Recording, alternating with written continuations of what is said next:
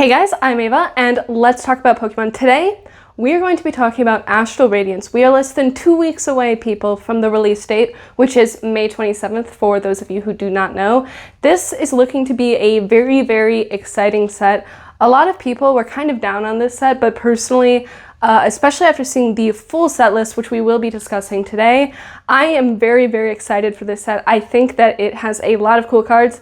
And I think it might even have my favorite card that I've seen released so far in 2022. So first, let's go over a brief overview of the total set list.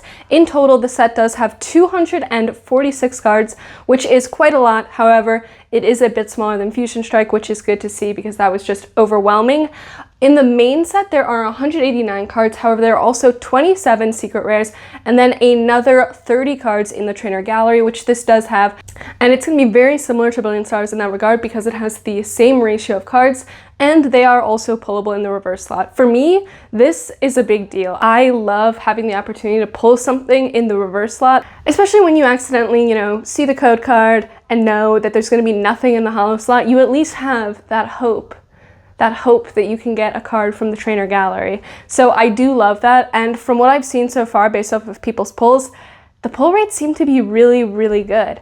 These cards might not end up being as expensive as in other sets like Evolving Skies. However, I think this set is set apart from others like Evolving Skies because it's not going to be so feast or famine. I think this is a much more well-rounded set and not nearly going to be as top heavy. In Evolving Skies, if you don't pull some of those big hitters, like the Umbreon, the Rayquaza, etc., you're not going to be, breaking even or anywhere close to that. Whereas with Astral Radiance, of course, we don't know the prices yet. However, I think the standard deviation in the value of the boxes is going to be a lot less. And I think they're going to be a lot closer together, which is something that I personally prefer from a pack opening experience because I usually know I'm not going to, get plus EV out of that. However, I do want to have fun doing it, and my luck is terrible. So if I can at least have, a decent baseline for the box, I would be very, very happy. You guys have seen how bad my luck is. But let's get into the main set list first. Obviously, we're not going to be going over every single card in this. However, we're going to go over some of the highlights, in my personal opinion, what are going to be the most interesting for people to hear about. The first thing we want to talk about are Radiant cards. So there are going to be 3 Radiant cards in this. Those are going to be Greninja, Heatran, and Hawlucha. I think that we all know that Greninja is going to be the most desirable of these. They are very, very shiny, which I do love to see. However, the English ones aren't quite as shiny as Japanese, which happens quite often, unfortunately. In my opinion, they aren't the best looking cards ever. I definitely don't think they look as good as Amazing Rares. However, the Greninja does look pretty cool. There are also going to be quite a few VSTAR cards in this set. Some of the more notable ones are, of course, going to be Palkia and Dialga, and also Darkrai, which is the mascot for this set, at least based off of the ETB, which is very, very strange to me because he doesn't have an alternate art or anything like that. So I would expect for it normally to be Palkia or Dialga, but it doesn't really matter. It's a cool looking ETB. We also, of course, will have Hisuian Typhlosion, Samurott, Lilligant, among others. So there's going to be a decent amount of VSTARs in this. There are actually also going to be VMAX cards in this set, including Machamp and Heatran. So it's interesting to see that we're still getting more of these VMAX cards coming to English, along with having the VSTARs around at the same time. I think that's a bit strange. There are also going to be some more in the trainer gallery, specifically Ice Rider and Shadow Rider Calyrex VMAX. They will both be getting a gold card, and I really like the way these gold cards look, and I kind of like that they are pretty affordable. It makes it easy to collect some very, very cool looking cards, if you ask me. Also in the main set, some of the most exciting cards, of course, are going to be the alternate arts. The big hitters are going to be, Dialga and Palkia, but there's also going to be a Machamp, Lilligant, Beedrill, among others. I am so excited for that alt-art Palkia. I don't know how to convey that. This is the one that I think is my favorite card of 2022, aside from, of course, Entei V. But this one is just amazing. I love the art style. It is so cool to see the Pokemon Company making references to these actual artists. In this case, it is MC Escher. The card art is just absolutely beautiful, and it is just so fitting for Palkia. Normally I am actually more of a fan of Dialga, but in this case, I think Palkia wins out. And even though these are the origin forms, and I do still find it strange to view Palkia as a horse, because, I did grow up with Diamond and Pearl. However, they managed to win me over with the card art, which I'm actually pretty impressed by. I'm just so excited for this card to come out. I think that it's going to be a very memorable card, I think, for a long time, because it just has actual artistic value, I would say, and that's just, it's so good to see that. I love that card so much. I really, really want it. And there are, of course, a lot of other cool cards as well. The Dialga does look very, very good. It just doesn't have that same like special flavor that the Palkia does. We're also going to be seeing VSTARs of both of these, and there will also be a rainbow version of them and a gold version of them in the VSTAR form, which is interesting to see, and I actually do like the way the gold ones look. I'm not a huge fan of the modern rainbow cards.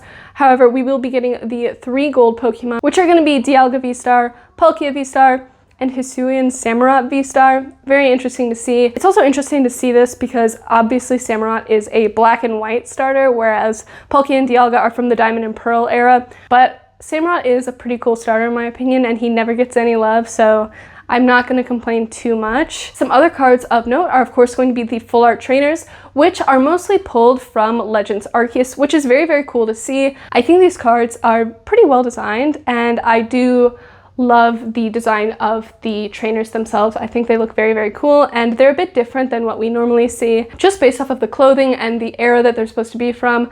Personally, I am not a huge fan of full art trainers. However, I do think these ones look pretty good.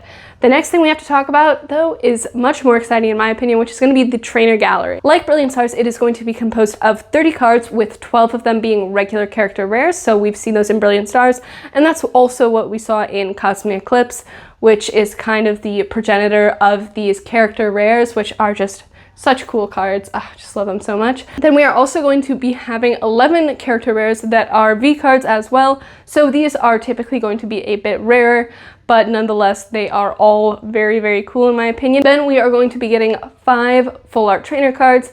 I'm not too excited for these. They're all pretty lackluster to me. But then we are also getting 2 gold rares, which are going to be Ice Rider and Shadow Rider Calyrex VMAX.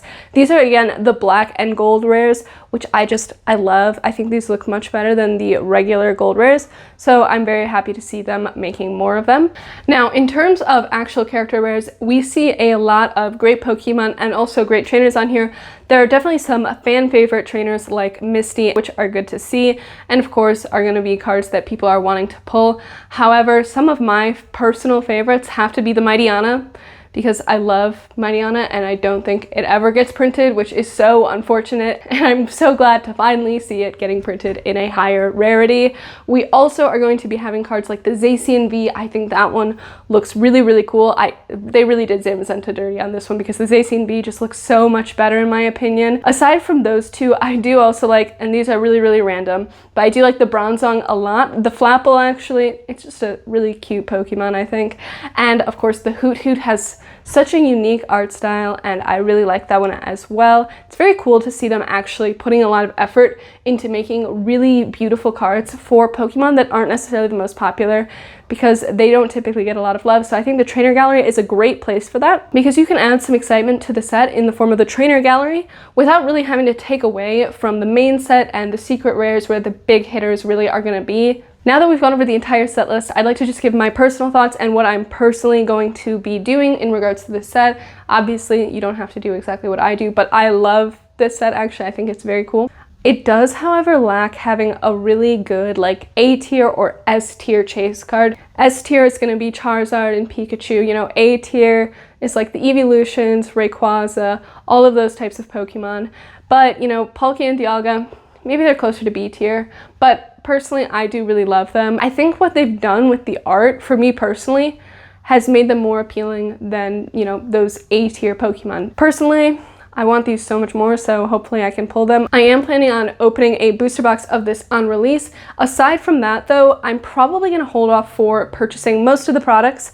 I have, however, pre-ordered the Pokemon Center ETB, just because the prices on those typically aren't going to dip below MSRP, because the supply, I would say, is much more controlled, and purchasing them from anywhere that's not the Pokemon Center, you would be buying from someone who paid MSRP, so they're less likely to sell for less than that because they didn't get a wholesale price or anything like that. So I don't see much risk in pre-ordering those. However, for the ETB and booster box, I think this set is going to get cheaper in the next few months. It's actually really not that expensive right now either. I think the lowest price I've seen for pre-order is $105 for a box, which definitely is not bad at all. If I can find that, I will link it in the description for you guys. I also will not be purchasing these singles immediately. There are a few that I will be buying, however, in a few months if I don't pull them, which, you know, include the Palkia, the Mighty Anna, because I love that card. I think the Dialga probably as well, because I always like to have, you know, matching pairs. If there is a matching set of something, you know, I like to have the matching sets, as you can see. But I do really like this set. Let me know what you guys think below. I don't think this set is as good as Brilliant Stars, just because, again, it doesn't have those S tier cards. Brilliant Stars has several Charizard chase cards, which does a lot for it, and this, however, does not. But I do think that it really has the fun factor going for it. It seems like the pull rates are really, really high, and I think the art is going to be memorable. And when people go back to collect all of these alternate arts from this era, because I think that people certainly are going to, I think the Palkia and the Dialga as well are really going to stand out as cards that people are going to want for a long time to come. That's going to be certainly true with me. Hopefully you guys enjoyed this video. If you did, consider joining the Patreon. We're only 3 people away from starting a community portfolio, which would be epic. You would have also had early access to this video, and I do post some Patreon exclusive content as well. However, if you don't have the means or you just don't really think this content's worth any money, fair. You can also support my channel in a way that is entirely free to you by clicking my eBay or Amazon affiliate links in the description or pinned comment. And if you buy through those, I do get a small percentage of the sale, but it doesn't cost you anything extra. And you're really doing the world a service by taking some money away from Amazon when you think about it. And I also need to give a big thank you to Mythic Timmy, Pancake Analysis, and Chris. Thank you guys so much for supporting the channel, and thank you everyone for watching. I will see you guys next time.